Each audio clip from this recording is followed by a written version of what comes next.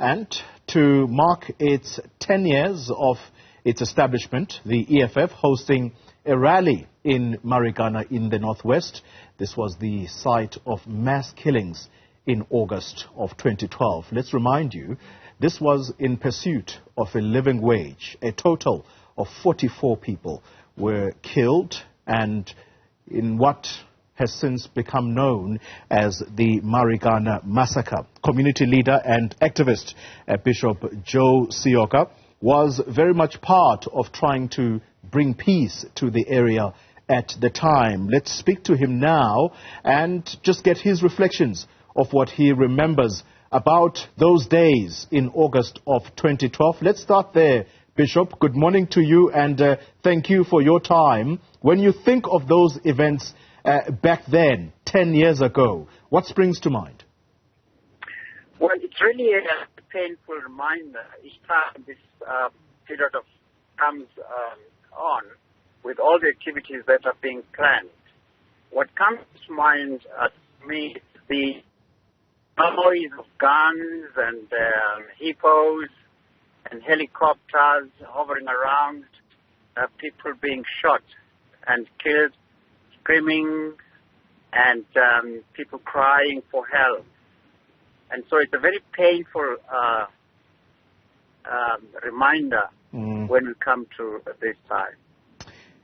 When, as the EFF commemorates its establishment or celebrates its 10-year anniversary, Bishop, how important is it that the messaging is one of uniting the people in that area, but also importantly, speaking to the workers, because this was a fight among workers at times, but the ultimate goal was for them to attain a living wage. The reason I'm saying this, Bishop, is that often times the 34 mine workers who were massacred, and let's be clear about that, they were massacred by the police.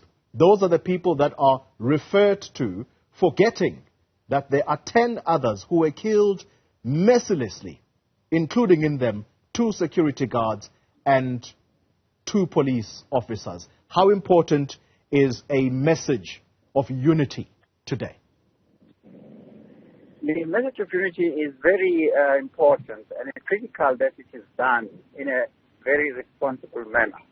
You'll recall that the first prayer meeting that was called at Marikana was organized by Julius Malema, the leader of the EFF. He had bought a huge makum to bring people together. In that makum, there were all kinds of formations. The ministers of our ruling party were there. The community people were there. Trade union members were there. Churches were there. And all these people had one message: to unite the people. And so even though we tend to be focusing on the 34, in actual fact, as you said, there are 44 people who lost their lives. But the 44 also is not really accurate. But there are women who died. I know, of course, of 3 women belonging to Sikhala Sonke, a women's organization led by Paulina, who was killed, shot by the police at that time, who are not being mentioned at all. So there are people who died before, during, and after the massacre that we commemorate as well. So unity is very important. And one other thing that we need to be aware of, which people seem to deny, is that at all commemoration services that are organized, all political formations and trade unions and political leaders are invited. That has always itself is the ruling party. But the opposition parties have come in their numbers, and they've spoken about it. Yeah. Bishop Seoka, Yes. Bishop Seoka, I'm not sure if you are able to just move around a little bit for me. The line to you is breaking up somewhat. Quite an important conversation that we must conclude. I'm just going to capture some of what the EFF leader, Julius Malema, has posted on his Twitter account today at exactly 8:22, saying the words, "We are equally here to atone for mistakes made, shameful acts done, and to ask for forgiveness." You mentioned the governing party.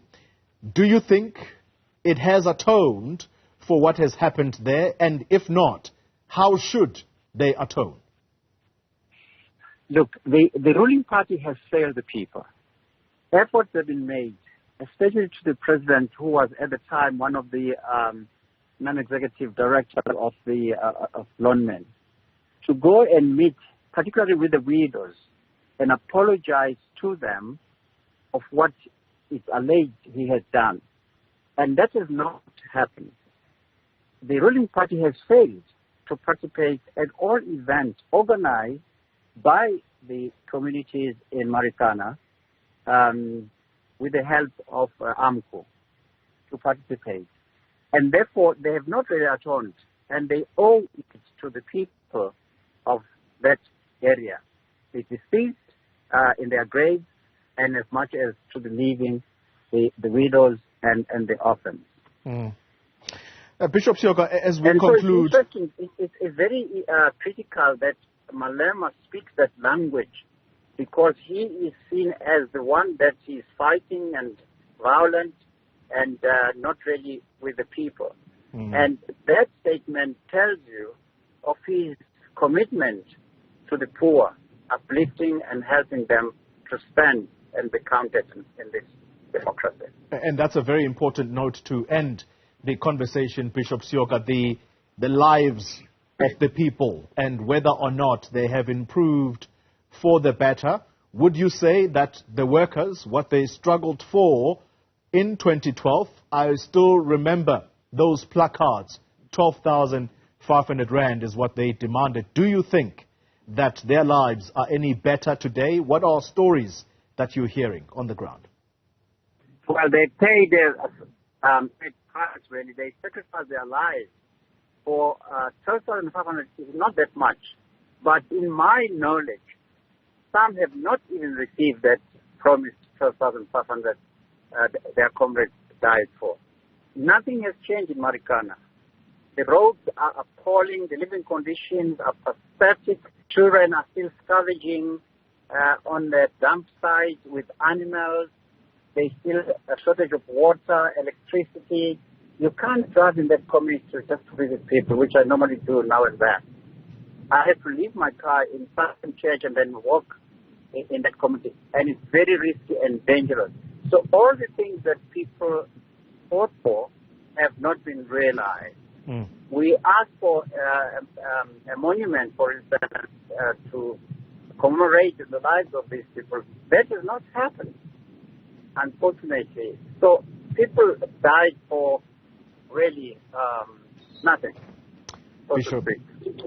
Bishop Joe Seoka, let me thank you very much for your time, a community activist and indeed someone who was at the front of this particular incident when it did occur. This is now in the days later or the days after August 16, trying his level best to bring about peace and unity, importantly, among the workers who were very divided at the time. So thanks indeed for your reflections, Bishop Joe Seoka.